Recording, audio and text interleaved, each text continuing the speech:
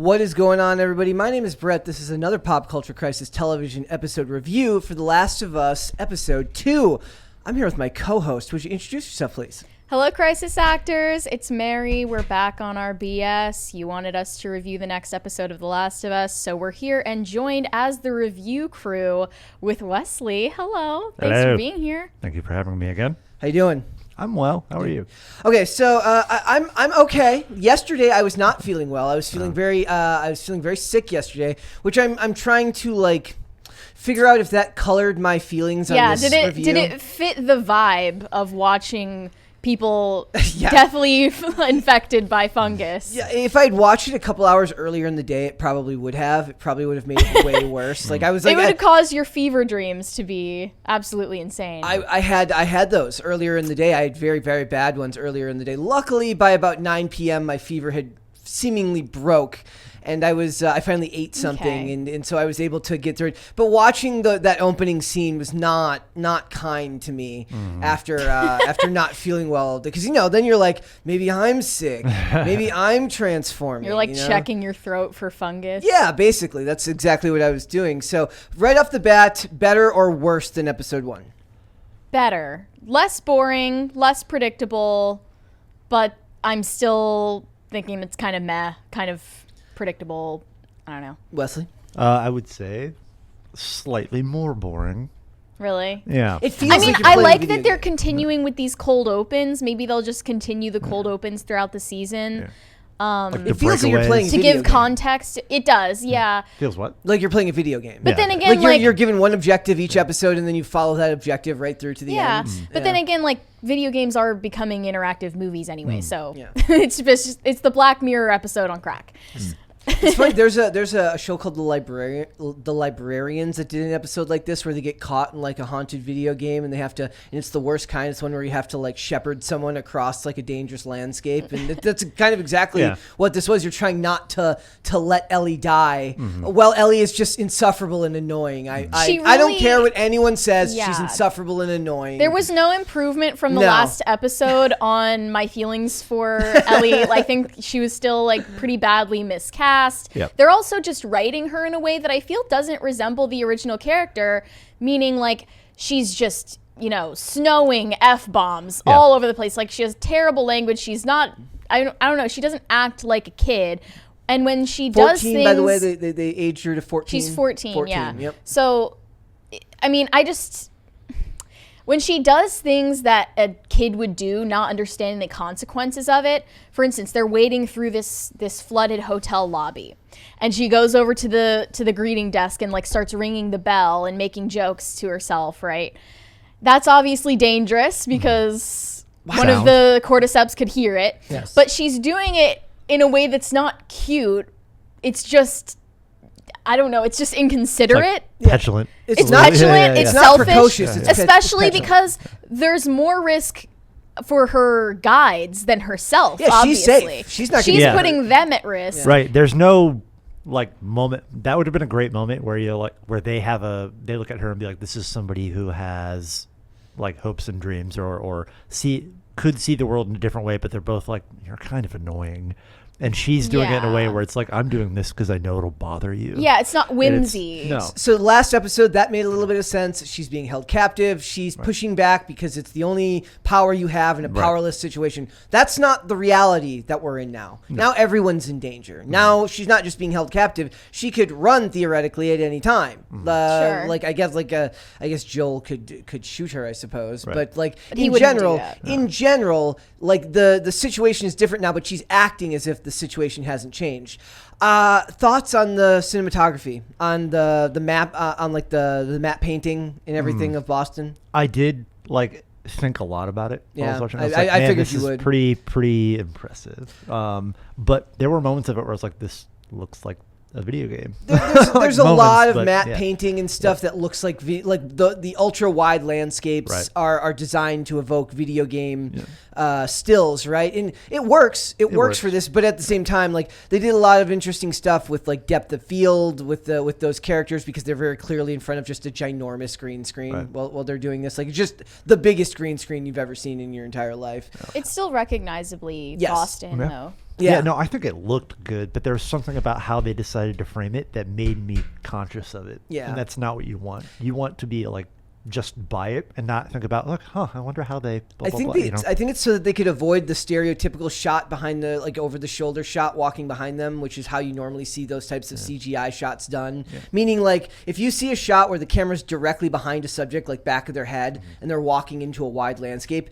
that's because that is the easiest way for them to cut out the landscape and put the person into that shot. And they tried to avoid that as much as possible. They did that when they enter the city in the morning, like right as they get outside. Was that like a machine shop or something that they were holed up in at night? Right. Like they did that shot at the beginning, but after that they went wider, which is infinitely harder to paint. Like when they went out into that scene where the like skeletal building is leaned up against the other one. I was like, okay, that's pretty cool. And then they did a wide of them leaving. You could see the line where it's like, okay, well, Pedro Pascal's head is not passing the top of this bus. He cannot. So everything above the bus is green. So it's like they did good of like lighting them outside. Like I was like, oh, they feel like they're in an environment, like a real outside environment. Which a lot of times you're like, I can tell you're under harsh studio light and you're supposed to be outside. But you know, HBO has money. They did they did some great tension building in this episode once again. I actually think that the tension building overshadowed the actual interactions with the cordyceps. I do. Like I think that stuff is fine. Like put the damn thing on the camera. Like let us look at it. But I'm glad that we finally got to see them up close. But the tension, it's gross, right? Like it is gross. But that's the point. It's a zombie show. Yeah. I do think this is like also maybe 5 years too late in that it's a zombie show, right? Like zombie apocalypse show. Just when. You know, just when everyone was getting tired of Walking Dead, you could have come in with this. But now it's just like but then it's a bit of a tired theme. Then it's one of many. Now it gets a chance to like reset. It would have come before the second game came out. When people were less black-pilled on the franchise in general. Oh, yeah. Like I was looking at the IMDb and they're like, it won like all these awards in 2013. It's like, and then it won a bunch of them in 2020. I'm like, well, we know that the ones that won in 2020 were BS. But it's different. That's the world has changed since 2013. Yeah. I thought the actress at the beginning when they did the scene with the what's her profession? I always forget. Like she's the scientist lady, like virologist. She's there was a name for it. I read microbiologist, maybe? Something like that. Micrologist or something like that. Somebody will be in the comments saying, "You guys are such idiots." Yeah, she was great. Yes, I am. When she did her scene at the beginning where she basically says that the only option you have is to bomb the entire city, that scene was effective and done very, very well. There was a lot of quiet. There wasn't a lot of score there. It was a lot of tension. I thought that was done very, very well. I think that I don't know. I didn't know how to feel about that lady though. Like I didn't know if that response was the ethical one. Well, yeah, I mean that's kind of like it's not supposed to be. I don't think you're supposed to actually have an answer to it because it's too hard of a question to have an answer to. What she's giving you is the hard-nosed. If you want to save the world, you do this. But to do this, you have to commit an act of unspeakable evil.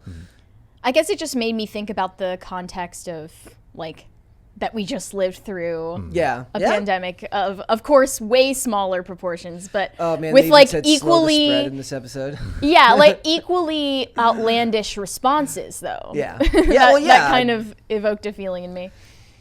For me, this was it feels like we're moving from portal to portal like you do in a video game. I'm fine with that. Like it's like especially weekly. If this was released all at once, it would almost be more annoying because it wouldn't feel like it flowed together. So it's like if all you're getting is one level per week, I'm actually okay with that. I don't know how much thought went into that beforehand. Like where they're like, look, we're gonna release this all at once, or are we going to release this week by week? And if we release it week by week, we can design the show different than if we were releasing it all at once. So at the very least, I assume a great amount of forethought went into that to do it that way.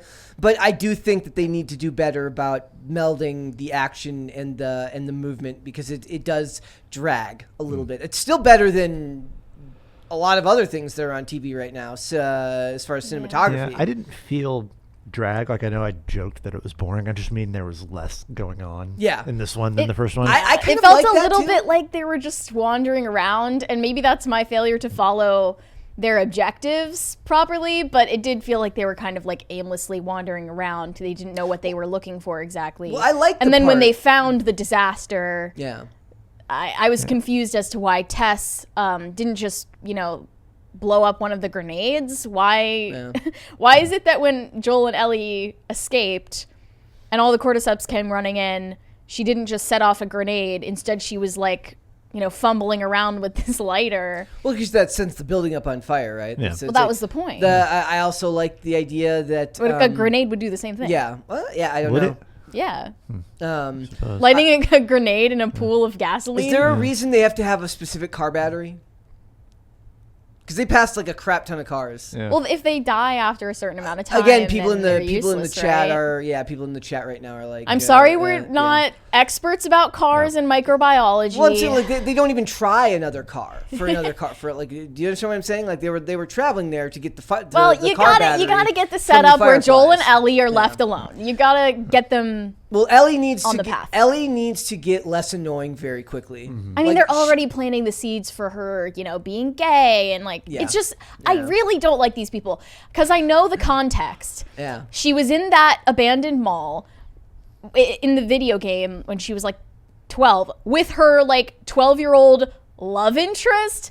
I just think it's creepy. Yeah. Why are we like planting the seeds for this like prepubescent lesbian love story? Like, you're really weird. Like, that's weird. They can't help themselves. It's They can't. And this is like, it's funny. I'll talk about this later when we do the episode. Like, this is not new. I was Right. Have you ever seen the show Rain? Oh, wasn't that a game?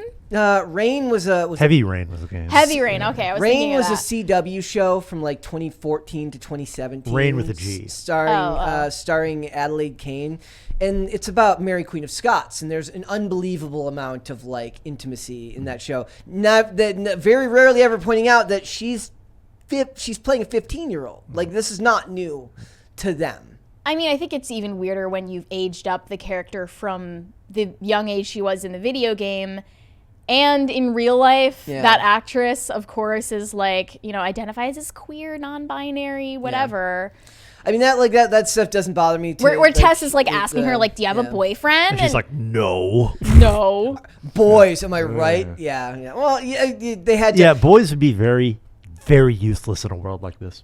What do you mean? In a post-apocalyptic world, they would be very useless. In what way? Until they reach a sarcasm. certain age. Yeah, until they hit the age of, I'm joking. Like, they're- I'm saying, like, they're- they would be at a premium in Yeah. a world like that. Yeah. Like, you'd be like, Well, oh, no, I want one. Yeah, she like, well, there's that meme. It's time to start considering whether your significant other has warlord Exactly, warlord yes. capabilities. No, Like, she can get along on her own Yeah. just fine. She's Ellie is a 4 girl foot boss. 11. Yeah, but They're really kind of because girl she's- bossifying Ellie. I'm not trying to like search for reasons to complain, but they're girl bossifying Yeah. her. Well, and she yeah. was cute and endearing in the video game, and they're not doing her justice. she's not cute. She's not. Endearing. She's not- She makes. I'm you sorry, wonder I'm why not they trying to want be mean to the actress herself, but like she's just not cute. She's rather unfortunate. Well, it's not even that. I'm fine with her not being cute. It's Yeah, the me not too. endearing part that bothers Right. me. It's She's like, not a why cute if I was personality at all. Joel, who has no interest in helping her anyways, but he keeps helping her. My biggest problem with the Like show also is the daughter was cute and Yeah. endearing. yeah, So that's it's like, what's confusing. how about does it. he see any corollary Yeah, between yeah, her and his daughter? There's I mean, no, maybe being like world wise, right?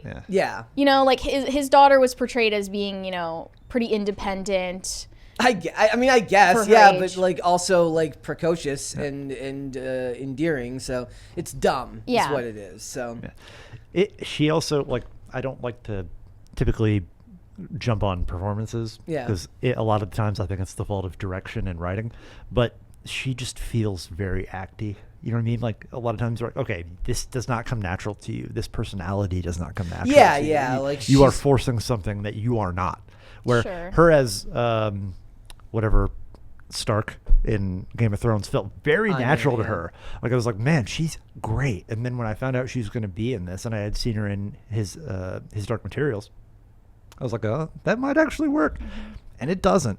Like, the scene where they're all walking on that overpass, like, just felt so forced. Yeah. Like, and even it felt like Anna Torv's, the character, what was her name, Tess, is like trying, like I could almost see behind the curtain where she's like, all right, like, do something other than the most standard performance, but that's all she's Well, the giving. script sucks. It does for her. And I think even across all the characters, they go very heavy with the language. Yeah, she has the Deborah from Dexter problem. Where Yeah. it's like Yep. you want her to be this thing that she is not. Yeah, and that's something I complain about all the time. It's like people that swear for no reason whatsoever. It's Yeah. not funny. It's not fun. It's But not back when cute. cable, Yeah. required you to be discerning about that, it meant more when Yeah. you use strong language in a show. Yep. Right? Yep. But So- now it's like every other word. She's like, F this, F that. Yeah. And she's a child that we're supposed to want to protect, right? Right, and there's an argument that could be made that like she was raised in an environment where people talk like that, but you still are a TV show where you have to like be within the bounds of the people that watching it did not get raised in that. in right. that So you have to world. be within the bounds of like, does this feel real? Even if it's not exactly how it would be, you have to walk that line really, really gracefully, and they're Yeah. not Okay. with her. So. Better or worse than episode 1? Slightly better. Slightly worse. Slightly worse for me. Just Love the ever end. Like I thought it was just awesome, ever so but- slightly worse. But I think that's because we got far more story and world building in the first episode than we got in this one. That just might be a virtue of like what your taste is for entertainment. I would so. point out that I think Pedro Pascal is awesome. Oh on yeah, this show. he's doing fantastic. He's not Joel to me. Yeah. Like there's just a gruffness and a like fatherliness that Joel had that Pedro Pascal's not showing me yet. Okay. I'm sure it will come. Well, she's not allowing it. Like Correct. at the very least, I like, would agree. She's not allowing it, so therefore he's not trying for it. Yeah. Like so Yeah. I guess maybe the idea here is now like after this they've jumped this very large hurdle, and Yeah. now you'll see more Yeah. of that story come forward. Going forward, now that they're left alone, I Yeah. think Ellie is going to have to confront that she needs protection. She actually needs someone to guide her through the world. Yeah. And she can't be independent all the time. Yeah. Being immune does not mean that you're immune Yeah. from bullets. They said you're not immune from getting torn apart. Yeah. Yeah, he and this is a writing or a direction thing to me, is that he's not showing the like resourcefulness that I would expect from Joel. In yet. what way? Like he's just sort of there. Yeah. And he almost like it's Tess constantly stopping him from almost shooting her. Yeah. And it's like I guess I haven't played the game in like 6 years, but I just remember him being more like, oh, I've been through this situation. I know what to do here. I've been Yeah. through this situation. And there's been none of that so far. Like the only thing is him Perhaps explaining. with Tess not there now, we'll see more of that. Yeah, maybe the whole idea was that he didn't want to do this the whole time, and that's Yeah. why. So I can rationalize with that. So I'm interested still to see if that like presents itself. Yeah. All right. Because it's the same story he's done with the Mandalorian. Not Yeah. like it's the same story, but he has it there. Like the Mandalorian has. I know how to do everything. All right, before we go, if there's one thing that they need to fix more than anything to get the show to move the show along, what do they need to fix? I just want to see more interaction between him and Ellie. Yeah. Thoughts? Yeah, I want her to have a redeeming quality. I agree. The number one thing you have to do is Ellie needs to be fixed before you move forward. I think that's the number one thing. Thanks for watching. Listen to full episodes of Pop Culture Crisis on Spotify. Keep up with us on social media and make sure you subscribe and ring that bell so you never miss the show. Bye, guys.